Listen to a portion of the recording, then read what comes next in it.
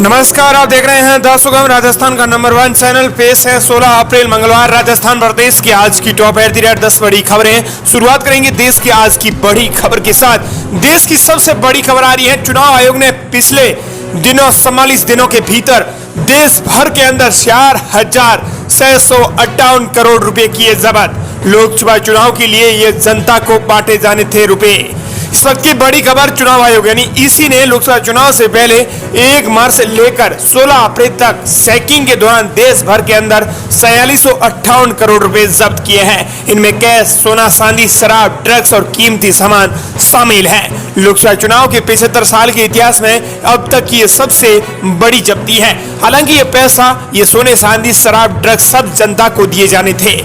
आयोग ने 2019 के लोकसभा चुनाव के दौरान 375 करोड़ रुपए सीज किए थे, लेकिन अब देश भर के अंदर 2024 के लोकसभा चुनाव में 4,658 करोड़ रुपए की जब्ती हुई है। इसमें कैश 395 करोड़ तो शराब 489 करोड़ तो ड्रग्स 2,068 करोड़, वहीं कीमती सामान 5681 करोड़, वहीं मुफ्त के सामान 1142.49 करोड़, कुल 4,658 करोड़ रुपए जब्त किए गए हैं।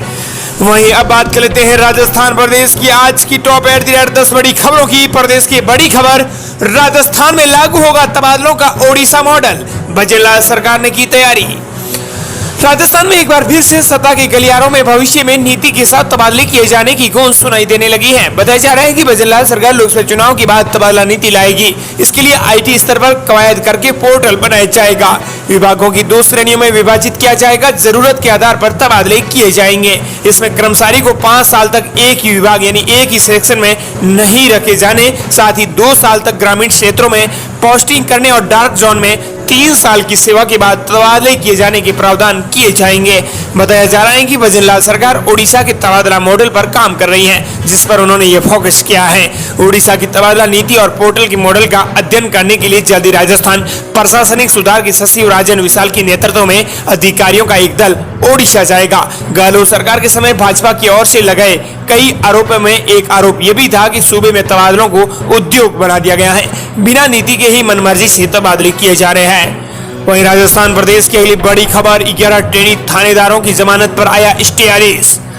राजस्थान पुलिस सब इंस्पेक्टर भर्ती परीक्षा 2021 पेपर लीक केस से जुड़ा बड़ा अपडेट सामने आया है। राजस्थान हाईकोर्ट ने 11 ट्रेनी सब इंस्पेक्टर की रिहाई पर रोक लगा दी है। वहीं इस केस में एक दिन पहले गिरफ्तार किए गए 4 और ट्रेनी सब इंस्पेक्टर को 5 दिन के लिए एसओजी को रिमांड पर सौंप दिया गया है। रिमांड पर लिए गए 4 ट्रेनी थानेदारों में हरिओम, विकरण, सनोन कुमार और श्याम प्रताप शामिल हैं। अभी और भी कई ट्रेनी थानेदार एसओजी की रडार पर हैं। जमानत के आदेश पर हाईकोर्ट ने स्टे ऑर्डर जारी कर दिया है। वहीं प्रदेश के लिए बड़ी खबर, जयपुर एयरपोर्ट से सफर करने वाला होगा महंगा, यूडीएफ चार्ज में तगड़ी बढ़ोतरी की तैयारी। जयपुर इंटरनेशनल एयरपोर्ट से हवाई यात्रा अब महंगी होने जा रही है। एयरपोर्ट प्रशासन ने यात्रियों पर लगने वाले टैक्स यानी यूडीएफ को दोगुना करने की तैयारी की है। यूडीएफ यानी यूजर डेवलपमेंट फीस के तौर पर इसे वसूला जाएगा। वर्तमान में 450 रुपए बतौर यूडीएफ टैक्स लिया जाता है, लेकिन अब इसे राशि को बढ़ाकर डबल कर दिया जाएगा यानी 910 रुपए करने की तैयारी की गई है। यूडीएफ को लगभग दोगुना किए जाने से ये हवाई यात्रियों की मुश्किलें बढ़ जाएगी। हवाई किराया पहले से महंगा है और अब यूडीएफ चार्ज लगने से डबल महंगा हो जाएगा। बड़ी बात यह है कि अब डिपार्चर वाले यात्रियों का यूडीएफ टैक्स ही नहीं बढ़ेगा, बल्कि आम यात्रियों का भी यूडीएफ वसूला जाएगा।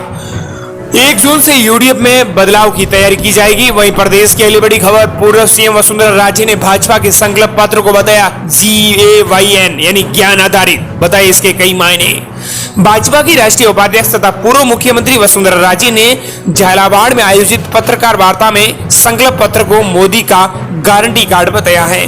वहीं उन्होंने कहा कि भाजपा सिर्फ वादा ही नहीं करती पूरा, बल्कि वादों का 100% पूरा करने वाली पार्टी है। उन्होंने भाजपा के संकल्प पत्र को ज्ञान पर आधारित बताया है। उन्होंने कहा कि भाजपा का संकल्प पत्र ज्ञान मतलब जी गरीब, वाई मतलब युवा, ए अन्नदाता, एन नारी के लिए बनाया गया है। उन्होंने कहा कि देश में कोरोना काल से संकल्प पत्र की तैयारी शुरू हुई है। साथ ही उन्होंने कहा कि मुफ्त राशन योजना आगे भी जारी रहेगी।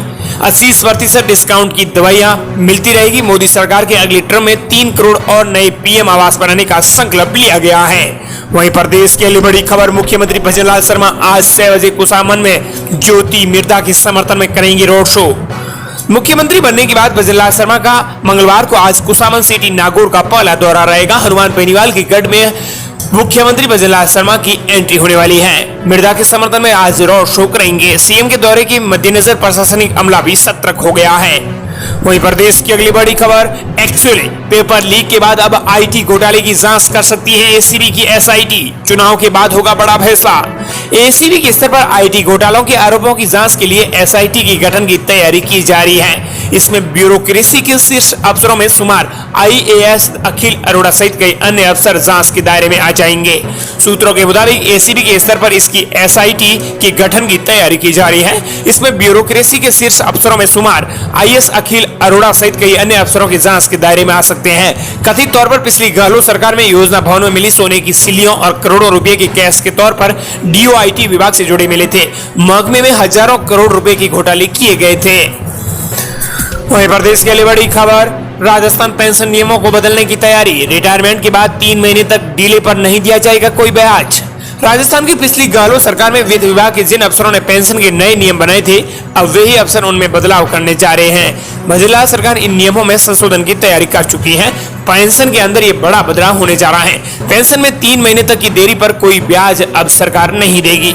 इससे ज्यादा देर हुई तो जीपीएफ के दर पर ब्याज दिया जाएगा। गहलोत सरकार में बनाए गए नए पेंशन नियमों में कर्मचारी के सेवानिवृत्त होने के दिन ही उसके खाते में पेंशन बेनिफिट्स डालने जाने के प्रावधान किए थे। इसमें देरी होने पर प्रतिदिन ग्रेजुइटी और पेंशन पर 9.50% ब्याज दिए जाने प्रावधान थे। लेकिन सरकार भजनलाल सरकार इसमें बदलाव करने जा रही है। अब प्रदेश की नई भजनलाल सरकार इन नियमों में संशोधन की पूरी तैयारी कर चुकी है। वहीं प्रदेश के लिए बड़ी खबर, राजस्थान में सीएम भजनलाल का बड़ा बयान, का 24 कैरेट सोने की तरफ पीएम मोदी की गारंटी। सीएम भजनलाल शर्मा ने संकल्प पत्र को बताया विजन दस्तावेज। राजस्थान के मुख्यमंत्री भजनलाल शर्मा ने प्रधानमंत्री नरेंद्र मोदी की गारंटी 24 कैरेट सोने की तरह बताई है। उन्होंने कहा कि मोदी जो करते हैं वही कहते हैं। मोदी की गारंटी पर कोई अविश्वास नहीं कर सकता है। विपक्षी घमंडी गठबंधन के पास ना तो नीयत है और न ही नेता है। इनके पास नीति भी नहीं है। उन्होंने कहा कि भर्ती परीक्षाओं में धांधली रोकने के लिए सरकार अब सख्त हो चुकी है।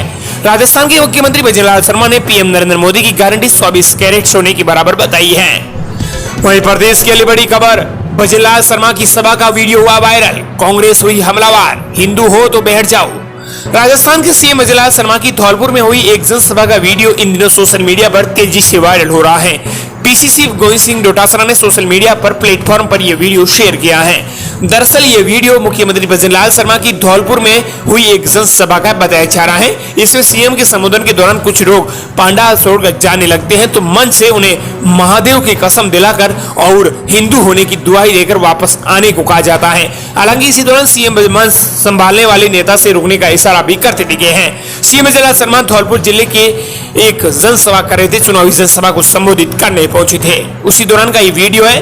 अब गोविंद सिंह डोटासरा ने यह वीडियो शेयर किया है। गोविंद सिंह डोटासरा ने वीडियो शेयर कर कहा कि भाजपा से जनता का भरोसा उठ गया है। वहीं प्रदेश के लिए बड़ी खबर, राजस्थान शिक्षा विभाग से जुड़ी बड़ी खबर, 10वीं और 12वीं बोर्ड की परीक्षाओं का परिणाम जारी।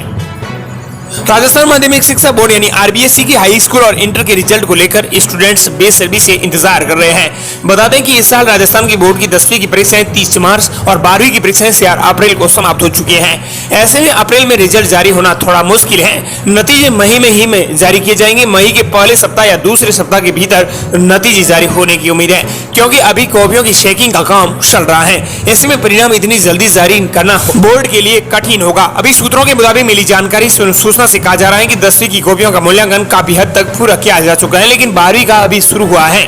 जैसे ही 12वीं का मूल्यांकन हो जाएगा वैसे ही परिणाम की तैयारी होगी और फिर से तारीख की घोषणा की जाएगी।